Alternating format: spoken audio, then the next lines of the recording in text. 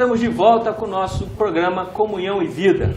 E no último bloco eu interrompi o Padre Brandão, que ia fazer uma pergunta. Por favor, tenha bondade. Obrigado, Marcos. Agora, normalmente, o modelo, né, da vida religiosa de um bispo, de um sacerdote, é Jesus Cristo. Né? Mas até chegar a Jesus Cristo, claro, ou em um livro, ou pessoalmente, nós encontramos outros modelos que nos apontam aquele caminho. Do Senhor foi São Bento, foi o Ora et Labora. Quem foi o modelo do Senhor assim, que despertou essa vida sacerdotal? Padre Brandão, eu acho que a primeira coisa que a gente conta ao longo da vida são pessoas que nos indicam o caminho. Essas pessoas exercem sobre nós uma liderança. Eu não conhecia São Bento, confesso. Eu não conhecia nada de vida monástica. Não conhecia, sabia quem era Jesus Cristo, vivia a vida profunda na Igreja Católica, mas quanto à busca da minha vocação, né, descobrir a vocação, onde seria a congregação, isso eu dependi de outras pessoas. Então, primeiro, né, meus pais me indicaram o caminho do bem quando me entregaram a Jesus Cristo, né, mostrando que ele já havia me escolhido por antecipação. Vocação nasceu livremente, não foi por pressão familiar, por nada. Pelo contrário, meus pais perguntaram, é isso mesmo? Você quer largar a faculdade para ingressar no mosteiro? Você tem um futuro aí pela frente?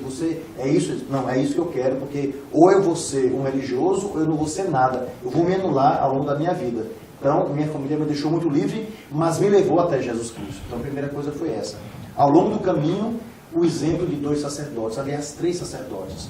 Padre Guimarães, que era um padre alegre e feliz. Imagina uma pessoa contente com a sua vocação, uma pessoa realizada, uma pessoa, sabe, que ele fazia transbordar a sua felicidade, a sua alegria por ser sacerdote. Então, foi um homem. O outro, um exemplo de santidade, que é o padre Cassiano, bem velhinho, e dizia sempre JAP, né? Justiça, amor e paz. Sempre para os alunos do colégio salesiano dizia isso. Então, para mim, era o exemplo do sacerdote santo.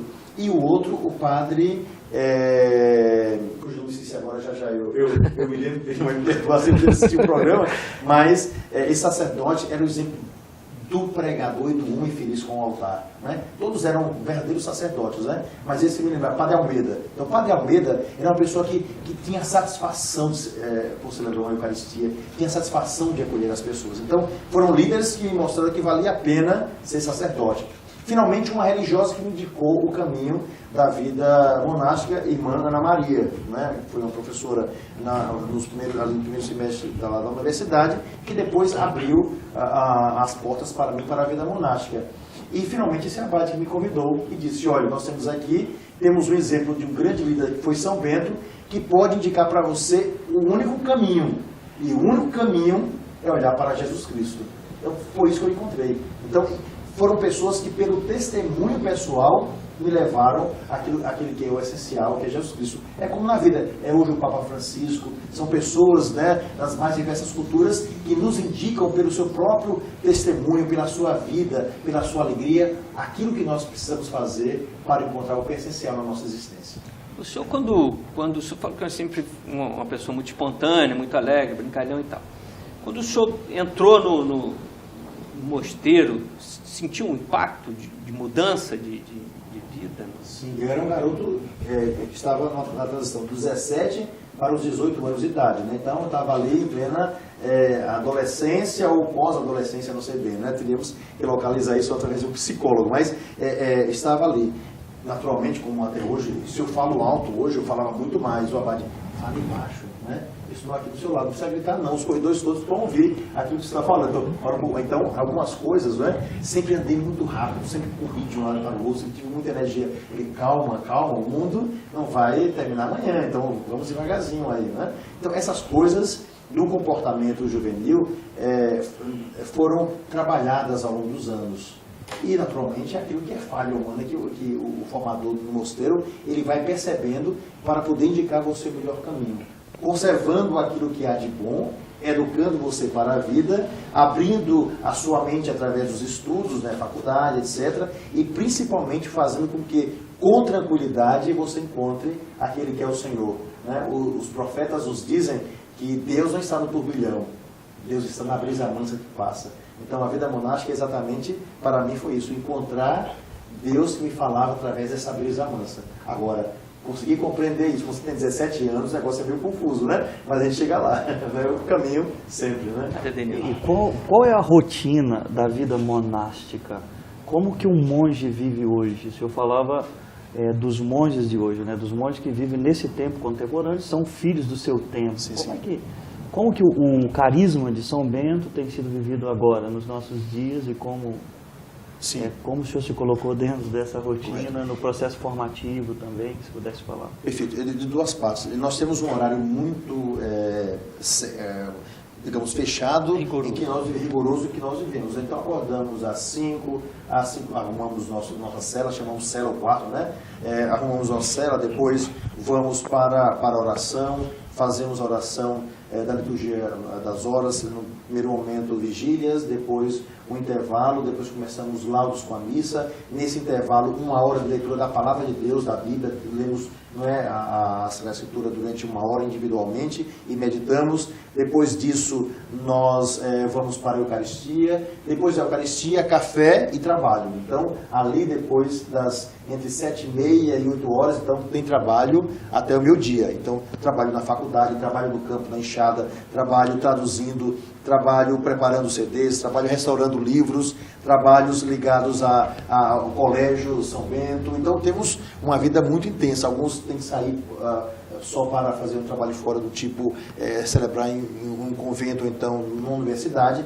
Então, esse é o nosso trabalho durante todo o nosso dia. Sem contar a limpeza da casa, né? Porque também nós fazemos a limpeza daquela casa imensa, tem 430 anos, é uma casa imensa, né? Então, há muita coisa para fazer. Além disso, nós temos depois do meio-dia, nós temos a hora média, a oração do meio-dia, depois nós temos o almoço, depois o recreio, depois um longo trabalho até 6 horas da tarde, essas mesmas coisas. Finalmente, às 6 horas, a oração de vésperas, logo depois nós temos jantar, recreio comunitário, a última oração do dia, que é a oração das completas, e ali, depois de 8 horas até mais ou menos às 10 horas, 11 horas, a gente continua trabalhando. Aí, isso mais no quarto, na cela, né, através da oração e através da tradução, lendo livros espirituais, lendo a Sagrada Escritura. Então, isso... Sobra um tempinho para ter televisão? O Jornal Nacional até que de vez em quando dá. Né?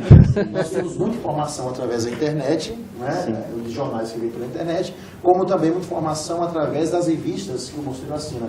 Em Salvador, o Mosteiro assina 90 revistas. Essas comuns, Veja, Isto É, Época, super interessante, sem contar as revistas internacionais principais, para a formação completa do monge. Então, assim, agora nos adaptamos à realidade, não é, do lugar onde nós vivemos. Agora, eu não vou segurar a curiosidade. O que tem dentro da cela de um monge? Olha, por incrível que pareça... Micro-ondas e Coca-Cola. O que existe da cela, tudo na vida monástica é comum. Então a cela é a coisa mais simples do mundo, né? A cela é um quarto, né, que tem mais ou menos 4x4 ou 5x5, né, porque mais ou menos 25 metros quadrados, porque o mosteiro é um mosteiro muito antigo. Lá vive 35 monges. Então, na cela, o que nós temos? Em primeiro lugar, temos um monge. O monge tem que amar a sua cela. Primeira coisa é essa. É proibido o monge ingressar na cela do outro. Isso é proibido por lei. Então, na cela, né, nós temos o lugar do monge, tem um banheiro. Nós temos um toalete, né? Cada cela tem o seu banheiro. Né? O lugar do banho, com o vaso, tudo direitinho. Então, assim. Agora, na cela tem uma cama, tem uma mesa, não é?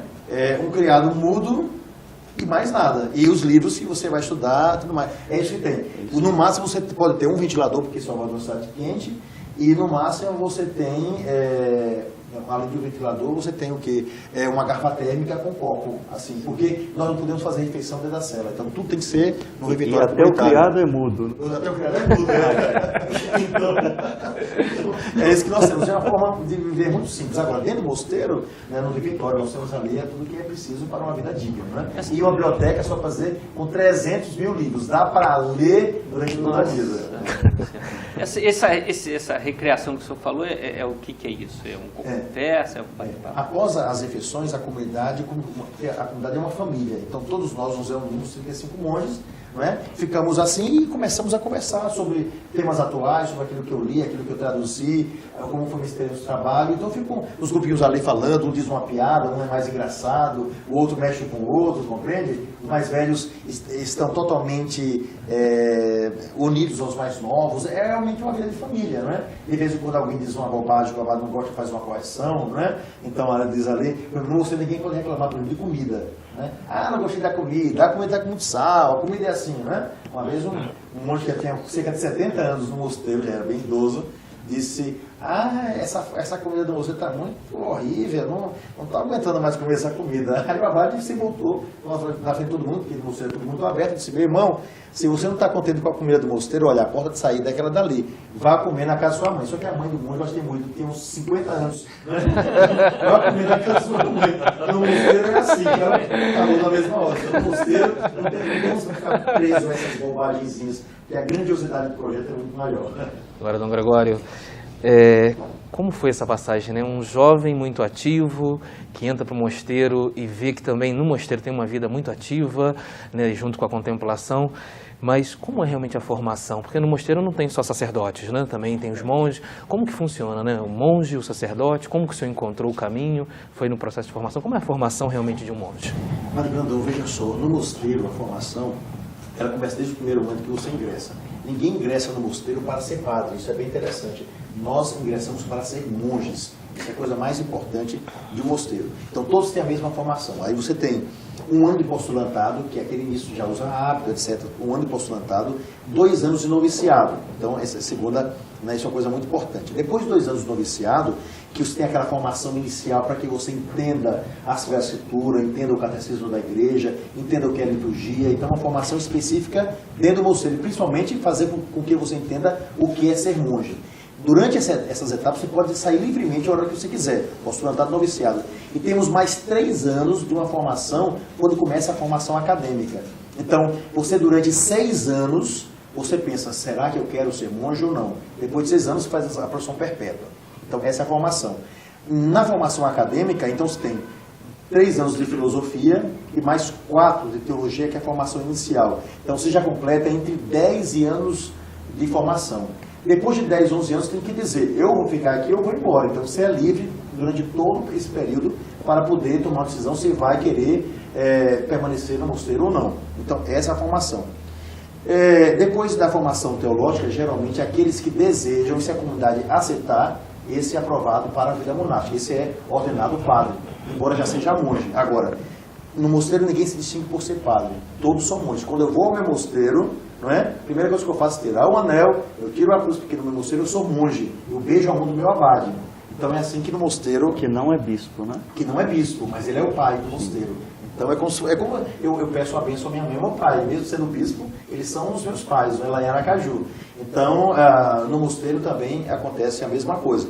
Essa formação. Depois dessa formação, então, depois você terminou filosofia e teologia, aí você pode, digamos, ou continuar a formação dentro da filosofia ou da teologia, ou buscar outras áreas. Então, geralmente, o monge faz mestrado ou um doutorado em filosofia, um mestrado ou um doutorado em teologia. Eu preferi fazer diferente. Para conhecer um pouco mais a sociedade baiana, eu resolvi fazer a minha área de formação, mestrado e doutorado em antropologia.